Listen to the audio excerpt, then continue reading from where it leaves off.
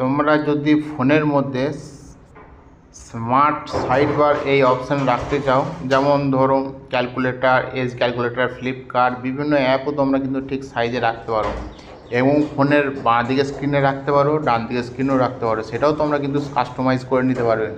তো এই অপশান তোমরা কোথায় পাবে, কীভাবে পাবে, সহজভাবে তোমাদেরকে দেখিয়ে দেবো। ভিডিওটা প্রথম থেকে শেষ পর্যন্ত দেখতে থাকো। তোমরা তোমাদের ফোনের সেটিংয়ে চলে আসবে, নিচের দিকে স্ক্রল ডাউন করবে, অ্যাক্সেসিবিলিটি কনভেন্স এই অপশানে ক্লিক করবে, তারপরে স্মার্ট সাইড বার এই অপশানে ক্লিক করবে। তোমাদের ফোনে যদি অফ থাকে অপশানটা, তাহলে তোমরা অন করে নিতে পারো এবং বিভিন্নভাবে তোমরা কিন্তু কাস্টমাইজ করতে পারবে। ফ্লোটিং বার, সাইড বারের স্টাইল, একটা লাইনে হবে না দুটো লাইনে হবে, ফাইল, ডক, বিভিন্ন রকম অপশান আছে, তোমরা কিন্তু নিজের মতো করে কাস্টমাইজ করতে পারবে।